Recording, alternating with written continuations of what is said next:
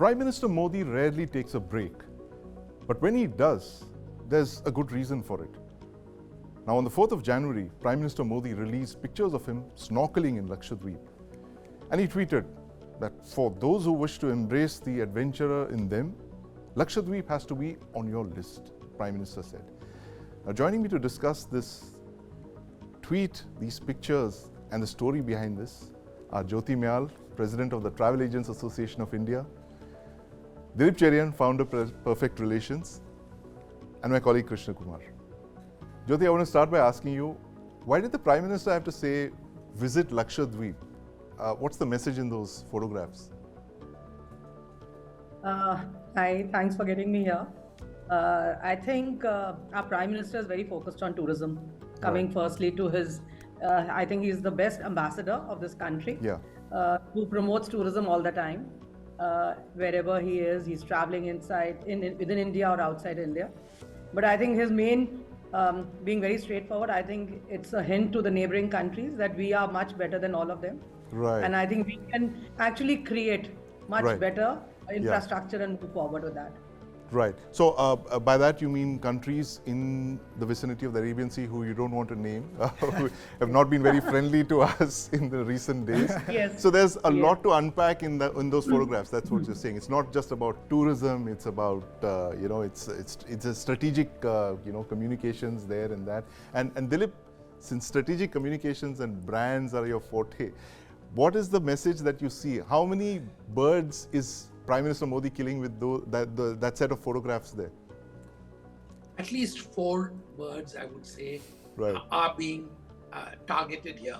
Right. What Jyoti said, the obvious one is tourism. Yeah. And she also mentioned in passing Maldives without naming it. Right. The third thing is the general message that commerce, trade and industry are fundamental to the growth of the economy. Right. And please understand, at the moment, travel there requires you to get a permit. Yes. All of that is bound to go if this is a signaling.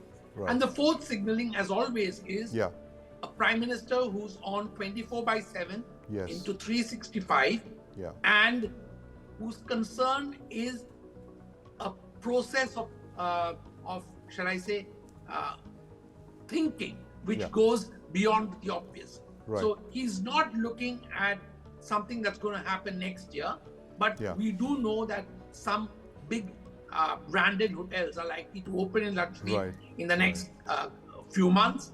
So clearly, he's a harbinger of a new future.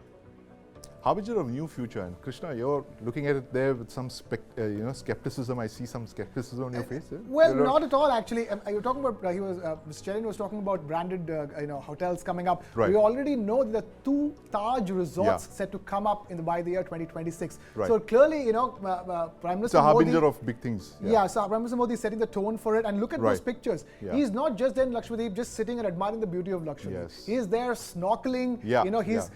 The fact of the matter is that Lakshadweep was already a snorkeling and diving paradise for Indian elite. Right. Now the hope, I think, after this is that the Indian middle class, gets access and also, chooses Lakshadweep as a destination, primarily because right now there are no direct flights apart from Kochi. Yes. So the hope is that the Indian aviation industry also chips in, and there are more flights, because post those pictures, the Google trends, search trends have been up out, flight to Kochi, Absolutely. how do I flight to Lakshadweep? It's on the top 10 Google trends. It's the top 10 trends. So it's clear there's a harbinger of bigger trends, and of course, it's also strategic, geostrategic, considering that these resorts are going to come up. They will be expensive, but they will still undercut the Maldives. The Maldives. We don't want to talk about that, but I guess we have to talk about it. He's not going to name the country price, that shall not be named.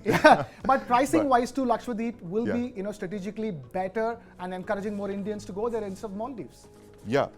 No, in fact, Jyoti, now that Krishna mentioned this, I want to just read out some statistics to you that in 2022, that's the last year that we have figures for Lakshadweep, 22,000 Indians, tourists visited Lakshadweep. And at the same time, 16 lakh Indian tourists visited Thailand and 2.5 lakh Indian tourists visited Sri Lanka, and something like 2 lakh tourists visited the Maldives. I mean, why this imbalance of numbers? I mean, why aren't more Indian tourists going to Lakshadweep? Is it because it's so difficult to get there? Yeah, of course, there are a lot of issues that are related to that. Everyone wants ease of travel. Yeah. I think that's the first thing that goes when you start traveling and you think about a leisure holiday. And like Dilip just said, travel needs permission there. Firstly, connectivity, which Krishna just said, that's another issue. And of course, infrastructure. It needs to be bettered. Right. And now that our focus has gone on that island, and not one island, actually, Andaman Nicobar is like 572 islands. Yes. I think our whole life and maybe generations to come can enjoy those, if we start developing them. Right. So there's so much that can be done there. And we could overcome these numbers, very quickly. And as it is, our Prime Minister's focus is on domestic tourism. Yes. So I think this is the best opportunity and the way to move forward. Right. Dilip, again, brand Modi. This is something that, the government of India would have done with, say, hiring Amitabh Bachchan or, a big brand ambassador to, let's, promote brand Lakshadweep the way we did Gujarat, right? Vibrant Gujarat. And why did the Prime Minister have to kind of enter the thing? Is it because he's like kind of the biggest brand and now he surpasses all other brands around him? That's a very good reason. And he definitely surpasses all the available brands, vastly surpassing any cricketer or cinema actor. That there's no doubt on that. Right. But there's also a message which we must not miss, and we need to be very careful about it. Yeah. It is the Prime Minister is doing this with a level of sensitivity, because the one thing we don't want is these tiny islands to be overrun, and a sensitive ecology being destroyed. So what you see is the Prime Minister, in a sense, alone, and not seen as part of a much larger gathering.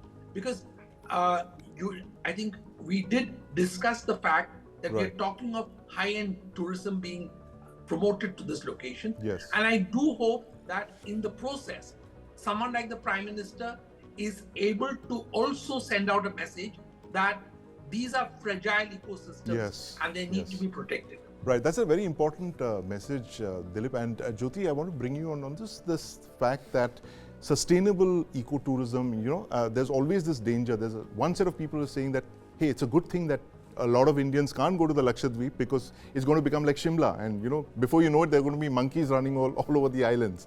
I mean the real monkeys. monkeys. The real monkeys, and they're being fed. So something like that would, actually happen to Lakshadweep. So this point about, sustainable tourism, making sure that Lakshadweep is not overrun with plastic.